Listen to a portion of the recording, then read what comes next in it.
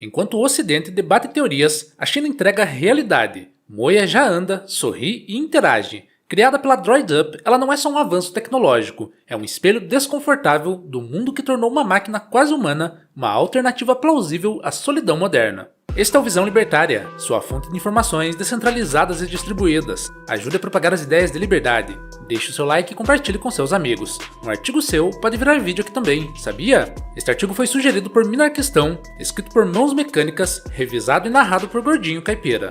Enquanto políticos ocidentais debatem regulamentações de IA e jornalistas de tecnologia escrevem mais um artigo sobre o potencial disruptivo de alguma startup do Vale do Silício, a China presenteou o mundo com Moia. Desenvolvida pela startup DroidUp, sediada em Xangai, Moia foi apresentada no final de janeiro de 2026 como o primeiro robô humanoide totalmente biomimético do mundo. Não é apenas mais um androide industrial com cara de liquidificador. Ela tem 1,65 m, pesa 32 kg, mantém temperatura corporal entre 32 e 36 graus, a mesma faixa da pele humana, e reproduz microexpressões faciais com 25 atuadores na cabeça. Sua locomoção imita 92% da caminhada humana. O vídeo divulgado pelo South China Morning Post mostra a máquina andando, mantendo contato visual, sorrindo e acenando com uma fluidez que causa desconforto, encanto e, dependendo da sua visão de mundo, medo. Bem-vindo ao século XXI, o futuro que a ficção científica prometeu e os governos tentaram adiar. Antes de entrar no mérito do que Moia representa, é preciso entender o contexto mais amplo. A China chegou a esse ponto porque tomou uma decisão estratégica anos atrás e simplesmente a executou. Segundo a consultoria Omdia, o mercado global de robôs humanoides teve 13 mil unidades entregues em 2025,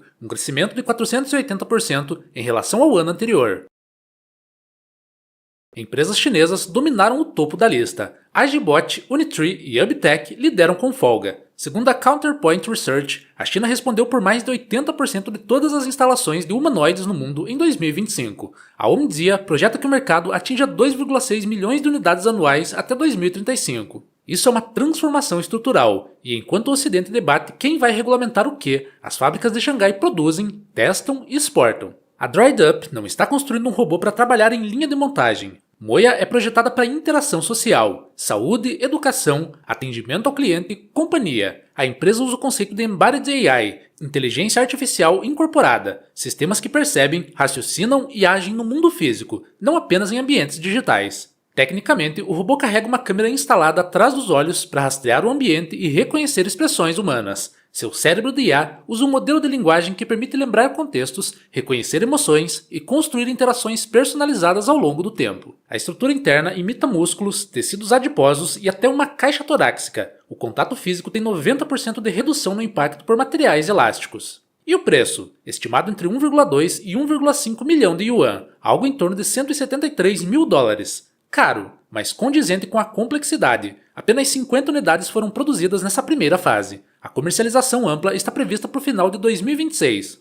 É protótipo ainda? Sim, mas é o tipo de protótipo que em 5 anos vai custar 1/10 do valor e estar disponível em massa. A reação pública Moia foi dividida. De um lado, admiração pela façanha técnica. Do outro, um mal-estar causado pelo fenômeno conhecido como Vale da Estranheza, conceito descrito em 1970 pelo roboticista japonês Masahiro Mori. A teoria diz que quanto mais um robô se aproxima da aparência humana, mais qualquer imperfeição residual se torna perturbadora. O robô industrial não incomoda porque é obviamente uma máquina. O robô quase humano incomoda exatamente porque é quase. Moia vive nesse território, e a DroidUp apostou nisso deliberadamente. Não quer contornar o Vale da Estranheza, quer atravessá-lo, o que é uma resposta racional. A história da tecnologia é uma sequência de "isso é perturbador", seguido de "como vivíamos sem isso". O telefone era perturbador, o rádio era perturbador, a internet era perturbadora. A perturbação é um sinal de que algo genuinamente novo chegou. Aqui está a parte da conversa que os analistas de tecnologia preferem evitar. Moia não surge num vácuo social. Ela surge no Ocidente que passou décadas sistematicamente destruindo os incentivos para a formação de vínculos humanos estáveis. E agora se espanta com a demanda por substitutos artificiais. Os dados são brutais. Em Portugal, 92% dos casamentos terminam em divórcio. Na Espanha, 86%. Nos Estados Unidos, a taxa de divórcio é de 2,7 por 1000 habitantes. colocando o país entre os 10 maiores do mundo nesse indicador. Nos países da OCDE, a taxa média de casamentos caiu de 5 a 7 por mil pessoas em 1990 para 4,3 em mil pessoas em 2022, e a idade média do primeiro casamento saltou de 25 para quase 32 anos para mulheres e de 28 para 34 anos para homens. Não estamos diante de uma evolução cultural orgânica. Estamos diante de uma das consequências previsíveis de décadas de reformas jurídicas que transformaram o casamento num contrato de altíssimo risco para uma das partes. O divórcio unilateral sem causa foi progressivamente facilitado e incentivado em praticamente todo o Ocidente. Sistemas de guarda que privilegiam sempre um dos lados, pensões alimentícias calculadas por fórmulas que ignoram circunstâncias individuais, leis de proteção necessárias em seus objetivos originais, mas que criaram precedentes jurídicos onde a simples acusação pode destruir reputações e patrimônios antes de qualquer julgamento. O resultado prático é que uma parcela crescente da população masculina no Ocidente passou a enxergar o casamento não como uma instituição de cooperação mútua, mas como um contrato leonino, com obrigações assimétricas e punições desproporcionais em caso de dissolução. E quando os incentivos se distorcem, o comportamento muda. Sempre foi assim. Quando o Estado cria um ambiente onde vínculos humanos se tornam apostas de alto risco, o mercado não fica parado esperando. Ele encontra soluções, sempre encontra. Robôs humanoides como Moya, companheiras de IA como Annie do Grok, namoradas virtuais de aplicativos com milhões de usuários. Tudo isso é a mesma resposta, em graus de sofisticação diferentes, para a mesma pergunta: como satisfazer a necessidade humana de companhia, afeto e intimidade num ambiente onde as alternativas reais foram tornadas judicialmente hostis ou emocionalmente inacessíveis.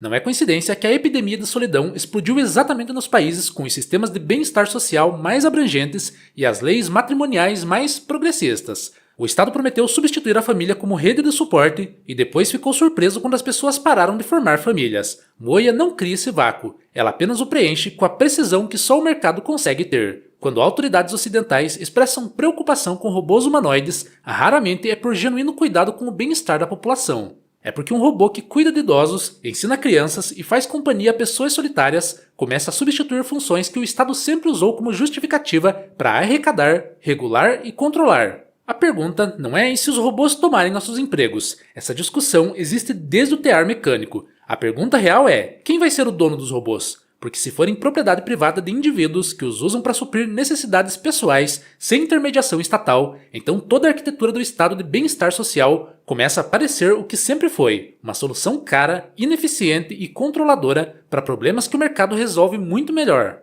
Moya é cara demais para o mercado de massa agora, mas o primeiro smartphone como conhecemos hoje, o iPhone, foi lançado a $499, numa época em que o salário mínimo americano era de $5,85 por hora. Hoje, o smartphone está em 90% das mãos das pessoas. Esse é o padrão. A tecnologia nova surge cara, exclusiva e imperfeita. O mercado compete, os custos caem, a qualidade sobe, o acesso se democratiza. Foi assim com geladeiras, automóveis, computadores e celulares. Será assim com humanoides. O que a China entendeu antes do Ocidente é que o primeiro a dominar a infraestrutura de produção define os padrões para o resto do mundo. Não é coincidência que a Agibot já inaugurou seu primeiro centro de experiência fora da China, na Malásia, de olho nos mercados da Ásia-Pacífico, Oriente Médio e América do Norte. O que Boston Dynamics demorou décadas desenvolvendo em laboratório, startups chinesas estão entregando em escala comercial. Isso não é propaganda, são os dados da Omdia e da Counterpoint Research. No fundo, a perturbação que Moya causa não é tecnológica, é existencial. Um robô que mantém temperatura corporal, que sorri quando você sorri, que lembra o que você disse ontem e se adapta ao seu humor, isso não é apenas engenharia, é uma provocação filosófica sobre o que é exclusivamente humano. E a resposta honesta é: menos do que gostaríamos de acreditar. Mas há uma segunda camada nesse espelho, mais desconfortável ainda. Moya também reflete o estado das relações humanas no Ocidente contemporâneo. Quando um robô começa a parecer uma alternativa racional à instabilidade, ao risco jurídico e à solidão que o Estado ajudou a criar, o problema não é o robô. O problema é o ambiente que tornou o robô atraente. Isso assusta? Sim, mas o medo nunca foi um bom conselheiro para decisões de longo prazo. A alternativa que temos hoje ao avanço tecnológico não é uma humanidade mais conectada com sua essência, infelizmente, mas sim ficar para trás enquanto os outros avançam. A China não está pedindo licença, o mercado nunca pediu. E o mercado não para ouvir velhos europeus discutindo como vão atrasar ainda mais o avanço da tecnologia e dificultar mais a construção de famílias. Moya já existe, a questão agora é o que fazemos com isso. E mais importante, o que fizemos de errado para que ela fosse necessária. Obrigado pela audiência. Este é um canal colaborativo. Participe você também. Cadastre-se agora mesmo em nosso site visãolibertaria.com e envie os seus artigos por lá. Os colaboradores recebem recompensas em Bitcoin. Inscreva-se no canal e clique no botão da campainha para ser avisado de novos vídeos. Até a próxima!